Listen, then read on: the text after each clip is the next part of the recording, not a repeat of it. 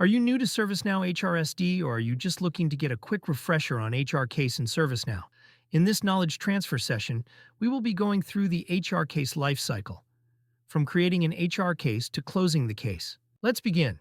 There are a couple ways an HR case can be created for a user in ServiceNow. In this example, I have an employee named David Warehouse Worker who has a benefits question. We will be creating a general benefits inquiry case for him. David can create an HR case for himself by self-service through a record producer in the Employee Service Center portal. Since we have configured a record producer for this service, our employee David can simply fill out the portal form and submit his general benefits inquiry request. After he submits the form, he is able to see his HR case and its status in the portal.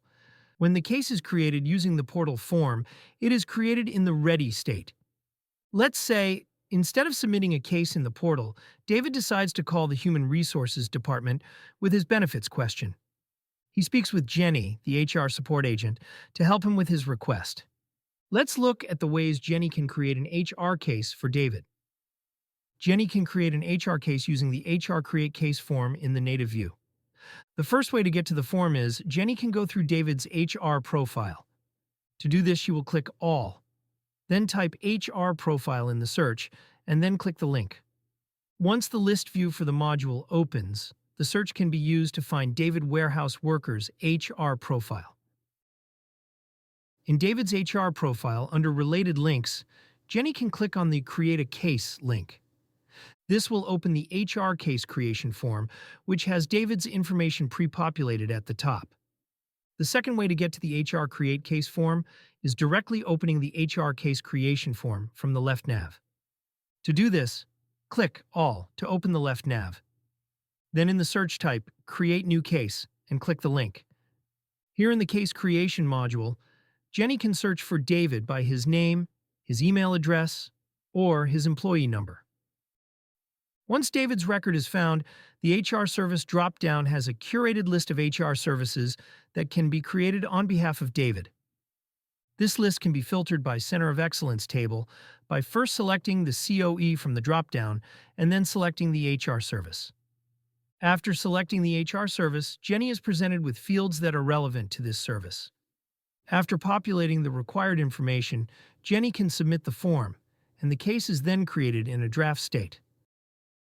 Another way Jenny can create a case for David is from the HR Agent Workspace. To do this, the HR Agent Workspace plugin has to be installed.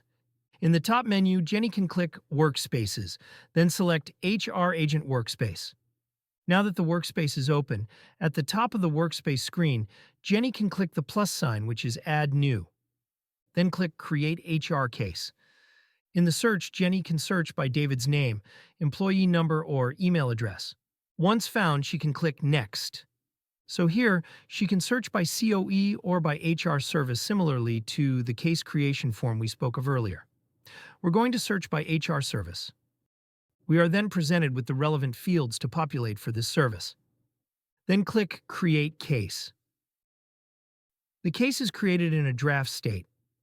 Moving through the rest of this tutorial, I will primarily be using the HR Agent Workspace. Here in the draft state, our agent Jenny can update the case before it is ready to be acted on. She also has the option to cancel the case in any of the active states.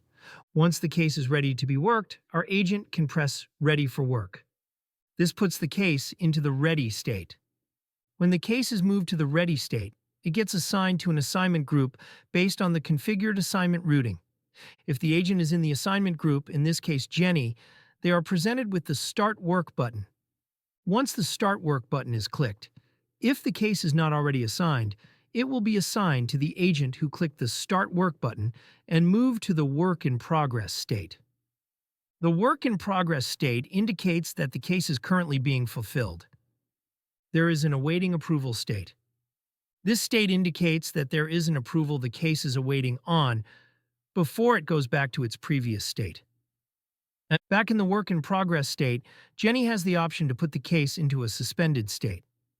She does this by clicking the Suspend button, selecting a reason for the suspension, adding a work note, then clicking OK.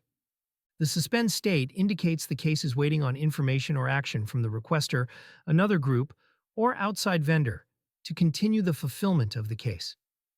Jenny can click on Resume to move the case back to the work-in-progress state. In the work-in-progress state, Jenny has options to how she wants to close the case. The case can be closed incomplete, which indicates that the case is closed however wasn't fully complete. The other option to close the case is by clicking on the button labeled Close Complete. Once the button is clicked, the case goes to the Awaiting Acceptance state. In this state, the opened for, in this case David warehouse worker, can accept or reject the case resolution in the portal. If the resolution is rejected, the case goes back to the work-in-progress state. If the resolution is accepted, the state of the case goes to Closed Complete. If the opened for does not respond to the case resolution within 3 days, then the case will automatically go to the Closed Complete state. When the case is in the Closed Complete, Closed Incomplete, or Cancelled state, it is no longer active. As a result, can no longer be edited. It is in a read-only disposition.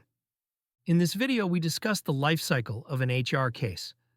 First, we went over different ways to create an HR case. These are: 1. The employee can create a case using the Employee Center portal. 2. The Create Case related link on the HR profile. 3. The Create New Case module in the left navigation.